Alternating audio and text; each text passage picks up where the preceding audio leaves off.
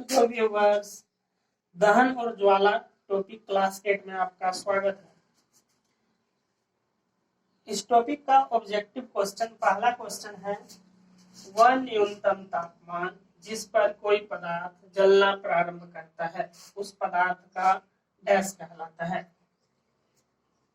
उस पदार्थ का डैश कहलाता है, तो उस पदार्थ का ज्वलन ताप कहलाता है।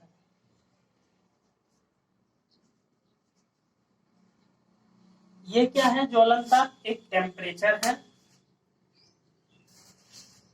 जिस पर पहुंचने के बाद कोई पदार्थ जलना प्रारंभ कर देता है। डैश कमरे के ताप पर आग पकड़ देता है। सफेद फास्फोरस।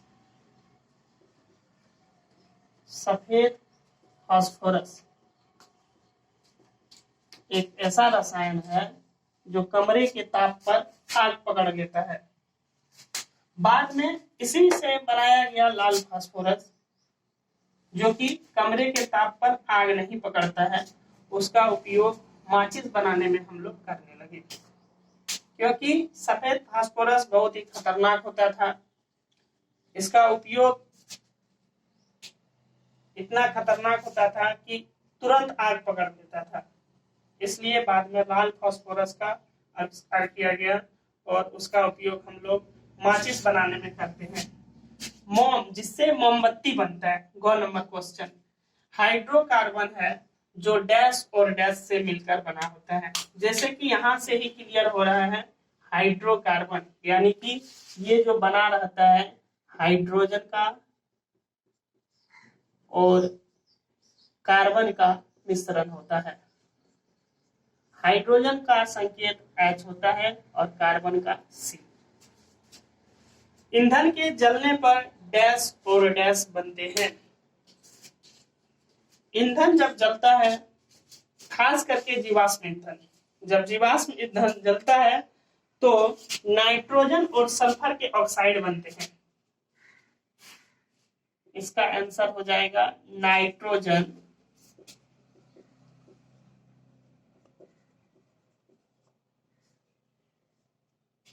और सल्फर के ऑक्साइड बनता है।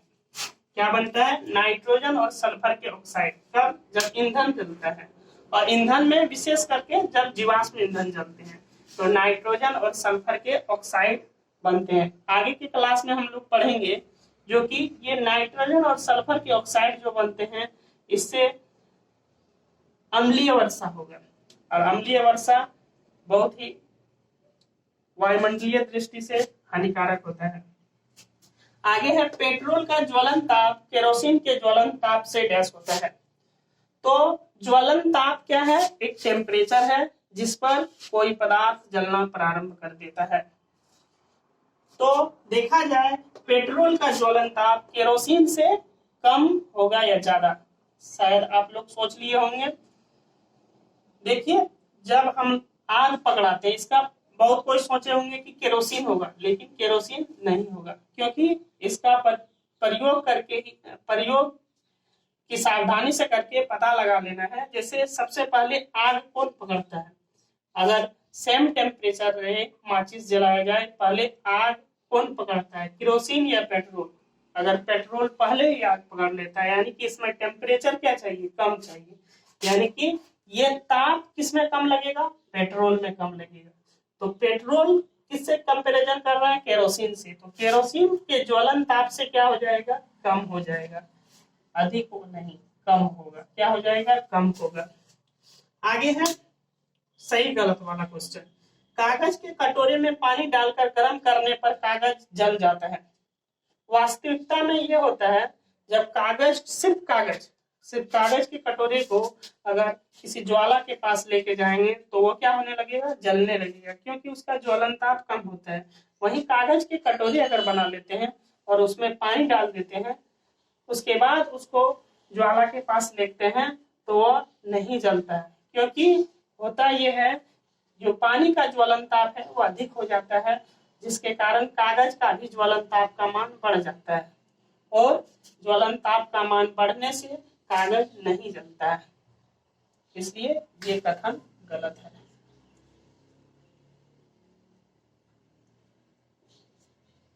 अगला है दहन के लिए वायु का होना आवश्यक है।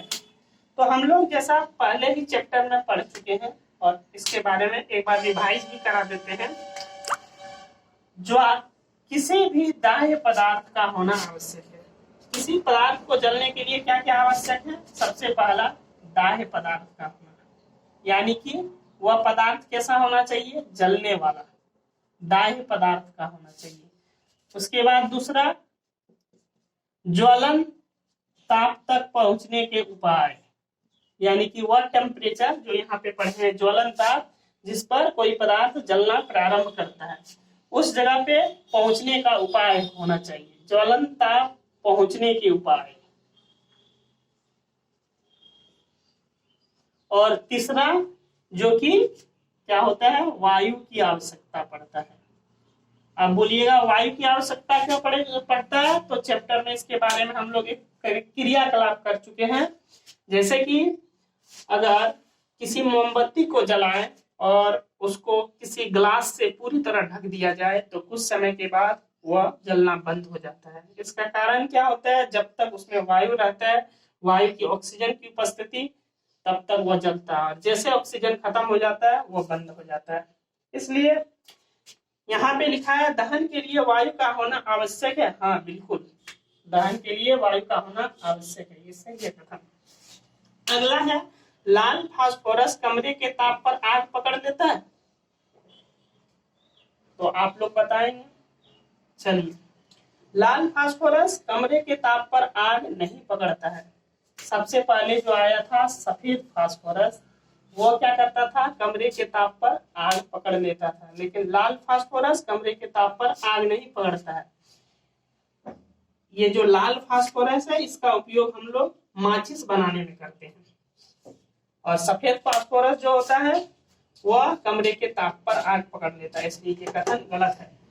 चूने का पानी में CO2 गैस प्रवाहित करने पर चूने का पानी दूधिया हो जाता है। ये बिल्कुल सही है। इसका उपयोग बाद में क्लास 9 में बहुत सारा उपयोग करेंगे इसका। अगला है, अम्ल और सोडियम बाइकार्बोनेट प्रतिक्रिया कर CO2 गैस बनाता है। जी हाँ, बिल्कुल सही है।